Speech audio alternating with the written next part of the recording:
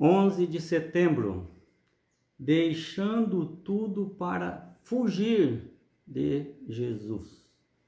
Marcos, capítulo 14, versos 43 em diante.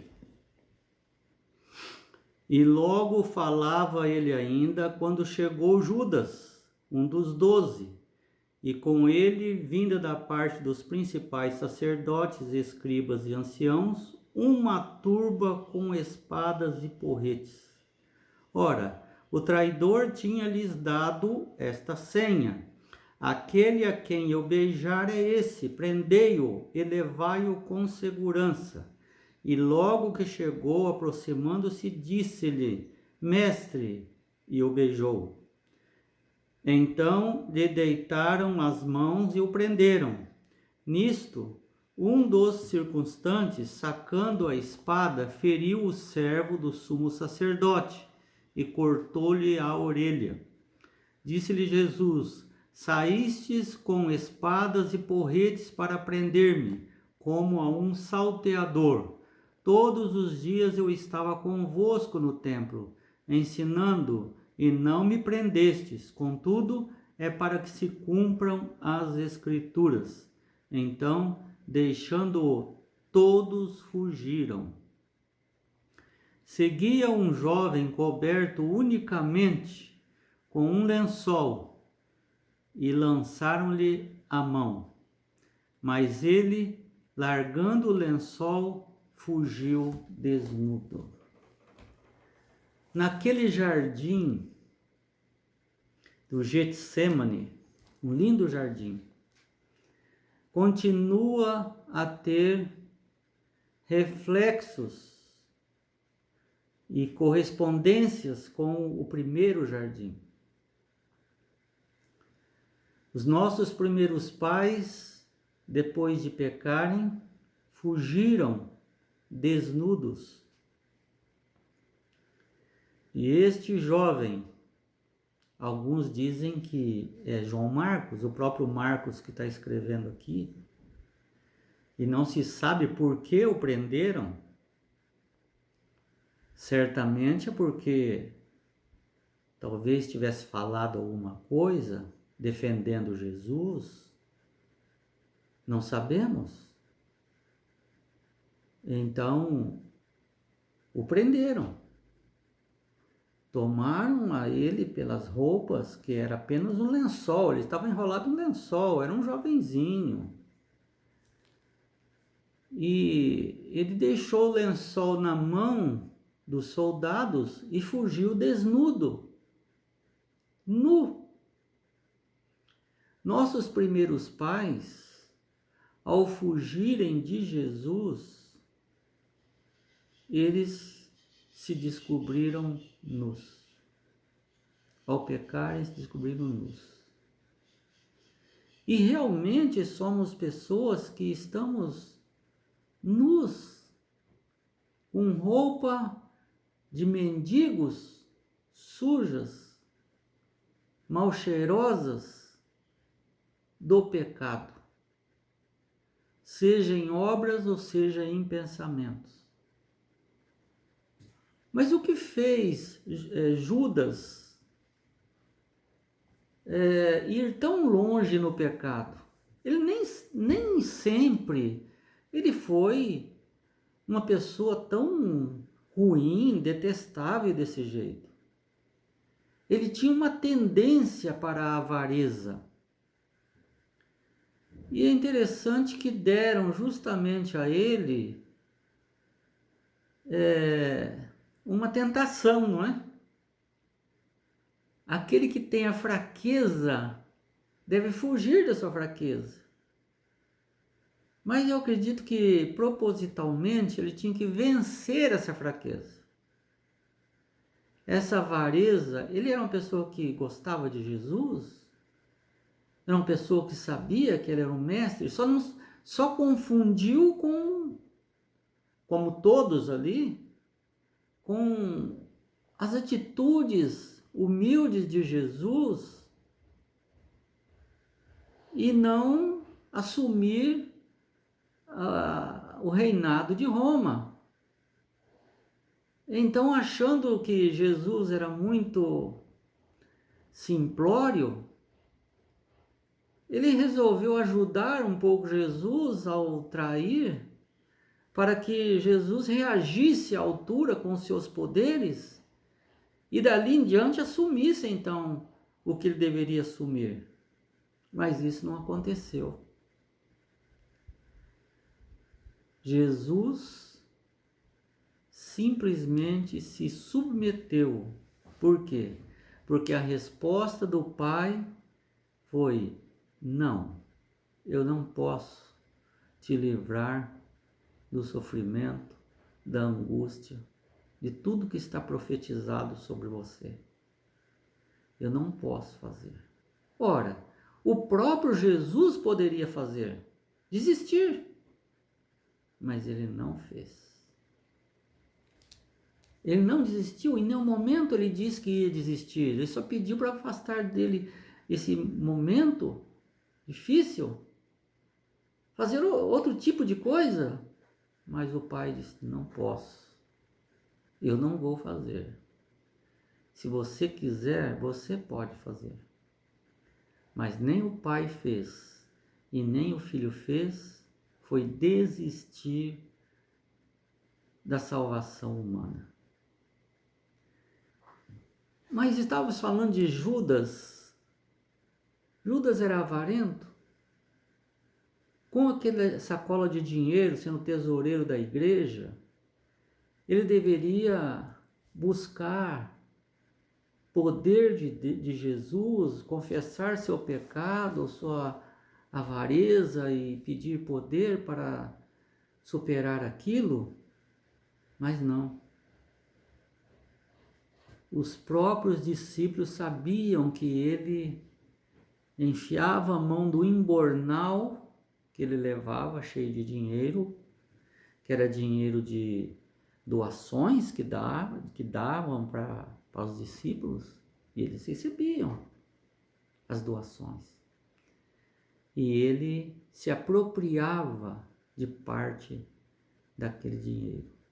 Como queria se apropriar também daquele dinheiro da mulher que ofereceu aquele perfume caríssimo, que é o salário de um ano de trabalho, que valia 300 denários, muito dinheiro. Então ele queria que colocasse também ali na sacola, porque ele não estava preocupado com os pobres. Os próprios discípulos estavam sabendo de tudo. E Jesus também, que ele queria roubar. Mas aonde levou esse pecado que no princípio foi tão simples, tão pequeno, e foi crescendo dentro dele como um fermento dentro do pão, foi crescendo? Só que em vez de levedar, apodreceu. Vai apodrecendo a pessoa em seus pensamentos mais puros. E a pessoa fica com vontade de fazer ainda mais aquela tendência pecaminosa. E aquilo foi se engrandecendo dentro dele, aquele pecado, até que ele teve a ideia. Antes da Santa Ceia, um pouco antes da Santa Ceia, ele diz: aqui tem quase 100 mil pessoas aqui, é o momento certo de se tornar rei. É a Páscoa. Então, ele vai ser a nossa Páscoa libertadora. Aquilo que aconteceu no Egito. Quem passasse o sangue do Cordeiro nas portas ficaria livre. E foram livres, libertação da escravidão.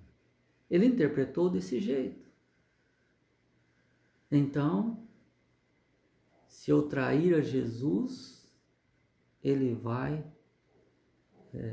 nos libertar. E ele então foi e se ofereceu para trair Jesus aos inimigos de Jesus. E disse: eu vou dar uma senha para vocês. Aquele que eu beijar é este. Prenda-o e conduze à prisão com segurança. Veja que Judas, talvez ele tenha feito um dos piores pecados, não porque ele traiu, mas ele fingiu ser amigo de Jesus. Jesus sabia tudo. Ele fingiu que era amigo de Jesus e o beijou. Ele poderia ter abandonado os 12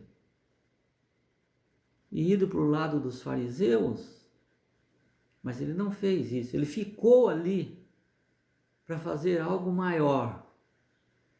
E a troco disso ele queria dinheiro. Veja que interessante, né? Ele queria dinheiro. 30 moedas de prata, o preço de um escravo. Ele vendeu Jesus por 30 moedas de prata. O que ele ia fazer com 30 moedas de prata? Jesus em nenhum momento pediu que ele conseguisse dinheiro. Porque Jesus viu quando eles não tinham nada e Judas viu e todos os discípulos viram, quando não tinha nada para comer, Jesus multiplicou. Quando eles estavam pescando ali, que não estava pegando, pela palavra de Jesus multiplicou e o barco quase foi a pique de tanta quantidade de peixes grandes que eles pegaram. Então Jesus não precisava de dinheiro. Para que fazer isso? Mas a pessoa vai ficando cego por causa do dinheiro. O dinheiro não é ruim, é necessário para a sobrevivência desse mundo. Mas não podemos ter um amor, uma ficção tão grande pelo dinheiro, se tornar escravo do dinheiro. Tornou uma coisa tão horrível e tantos estão por aí, né? A pessoa fica egoísta, a pessoa fica hipócrita,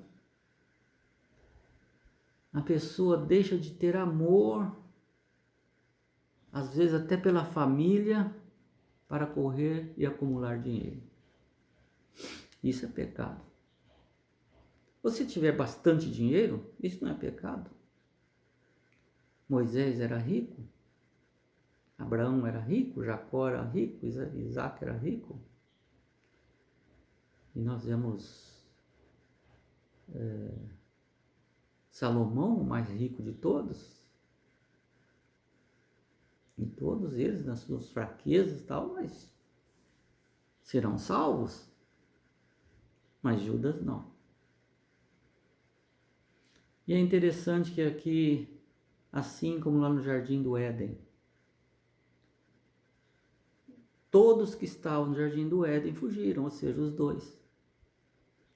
E todos os que estavam com Jesus, ou seja, os 12, fugiram. Até o jovem que estava ali fugiu, com medo. Então nós precisamos fazer o contrário. Jesus está nos procurando. Ele quer nos achar. Não devemos fugir. Não devemos esconder. Porque a atitude de fugir e esconder é uma resposta de que não tenho relacionamento suficiente, grande para ficar ao lado de Jesus. Não tenho fé suficiente para suportar a angústia que Jesus suportou, ou um pouco, ou participar com Ele. ter o privilégio de participar dos sofrimentos também? Então aconteça o que acontecer com você, nunca deixe Jesus. Aqui o jovem deixou tudo e fugiu de Jesus. Nós temos que fugir do pecado. Os discípulos fugiram de Jesus, de perto de Jesus. Nós, às vezes, fugimos de Jesus para ficar perto do pecado. Que Deus nos abençoe para fazer aquilo que Deus quer, não aquilo que nós queremos.